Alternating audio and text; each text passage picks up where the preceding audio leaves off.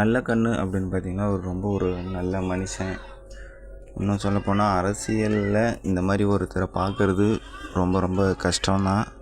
இதுக்கு மேலே இப்படிலாம் ஒருத்தர் இருப்பாரா அப்படின்னு நம்மளால் நினச்சி கூட பார்க்க முடியாது. அந்தளவுக்கு ஒரு நல்ல மனிதர். அவருக்கு பார்த்திங்கன்னா நிறைய பேர் அஞ்சலி செலுத்திட்டு வராங்க. இப்போரோட மறைவு கண்டிப்பாக தமிழக அரசியலில் ஒரு மிகப்பெரிய தாக்கத்தை ஏற்படுத்தும்.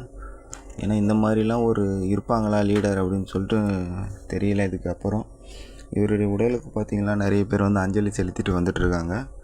அதில் இப்போ நம்ம பார்த்துட்ருக்க பார்த்திங்கன்னா தளபதி விஜய் அவர்கள் அவர் நேரில் அஞ்சலி செலுத்திட்டு இருக்கார். மற்றும் பல தலைவர்கள் கண்டிப்பாக அரசியலில் இருக்கிறவங்க அனைவருமே இவருடைய உடலுக்கு அஞ்சலி செலுத்துவாங்க.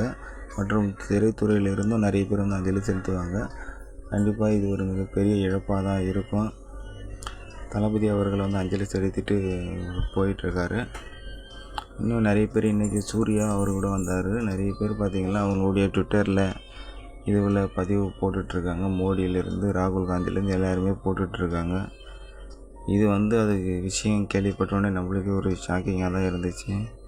அவர் அரசியலில் இருந்ததை விட பார்த்திங்கன்னா ஒரு நல்ல மனுஷர். அதனால தான் இவ்வளோ ஒரு மற்றபடி குறை சொல்கிற மாதிரிலாம் எதுவுமே அவர் மேலெலாம் எந்த ஒரு விஷயமும் இல்லை. ஆனால் அவர் முதலமைச்சர் ஆகிறதுக்கு கூட ஒரு தகுதியான ஆள் அப்படின்னு தான் நிறைய பேர் சொல்லிகிட்ருக்காங்க. கண்டிப்பாக டிவிகே தலைவர் விஜய் அவர்கள் இப்போ சமீப காலமாக பார்த்திங்கன்னா அரசியல் கட்சி தொடங்கி போயிட்டுருக்காரு. மக்களை சந்திச்சிட்ருக்காரு. இந்த மாதிரி ஒரு நல்லது கெட்டது அப்படின்னும் போது இப்போது தான் ரொம்ப நாளைக்கு அப்புறம் இப்போ தான் அரசியல் கட்சி ஆரம்பிச்சது. கொஞ்ச நாளாக தான் கலந்துட்டு இருக்கார். இது ஒரு நல்ல விஷயந்தான். பொறுத்திருந்து பார்க்கலாம். அவரோட மறைவு மிகப்பெரிய இழப்பு தான். இதுக்கப்புறம் மேற்கொண்டு பார்த்திங்கன்னா இன்னும் நிறைய பேர் வர ஆரம்பிச்சிருவாங்க, வர தொடங்கிட்டு இருப்பாங்க. நடிகர்களுமே பல நடிகர்கள் ரஜினிகாந்த்லேருந்து எல்லாருமே ஆறுதல் சொல்லியிருக்காங்க. இன்னும் இன்றைக்கி நேர்லேயே வருவாங்க. பொறுத்திருந்து பார்க்கலாம் யார் யார் வராங்க.